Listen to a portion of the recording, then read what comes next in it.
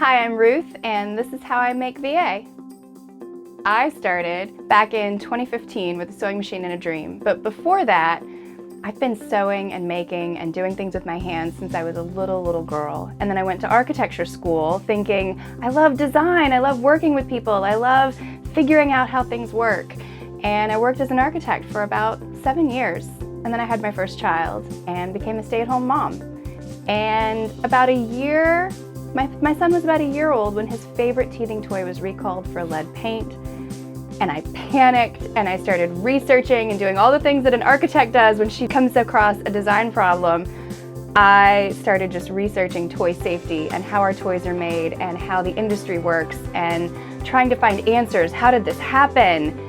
Luckily my son is fine, but the answers I found were there's a lot that parents don't know about toys and about what's good for our kids versus what's not. And I thought, I can design something better. So I grabbed my sewing machine and I started making toys.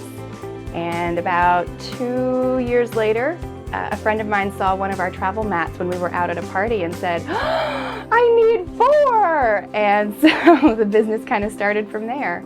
And we launched Mouse Loves Pig in 2015.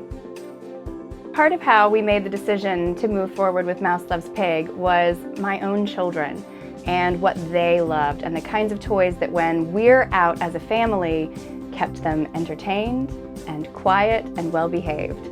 And what we discovered is that most of the toys that people gifted us had batteries and blinking and plastic pieces that could break and things that could be lost. And the toys that really kept their imagination and kept their attention the best were toys that were super simple. Things that didn't have buttons to push or leveling up to happen. Toys that were completely open-ended and allowed them to play any way they wanted to. So when I started designing the travel toys, everything is child-centric. What do they need? How do they like to play? What's going to spark their imagination? And even the decision to not put any words or letters, learning tools on our toys is one that's purposeful because we want to make sure that, like one of our toys has a little gas station on it.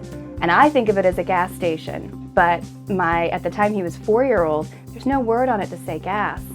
So sometimes it's an air pump, and sometimes it's a rocket fuel pump, and sometimes it's a mac and cheese dispensary, which was really sweet for him to say, dispensa-sensory. But none of those things would have happened if the word gasoline had been on the element. So we were very purposeful when I'm designing these toys to make sure that kids can play any way that they want to, any way that they need to. Growth is so scary and it's so exciting, and in the future, hopefully not the far distant future, I see Mouse Loves Pig growing not just here out of Winchester, but globally. We are wanting to be a brand that children all over the world love. And I would love one day for there to be tiny traveling worlds for all of the different branded characters that are out there, for kids to have the opportunity to play with these open-ended little imagination jumping off points with all of their favorite toys, not just with the little figurines that I can find. So growth for us looks like lots of collaborations, possible licensing agreements. We're already in talks with a few people. I can't discuss all the details yet. Growth for us looks like wholesale. We've already got a few small accounts scattered around North America, and we are in talks to get a few larger accounts hopefully here in the future. Currently, Mouse Loves Pig employs 3 part-time contractors here in Virginia and also remotely.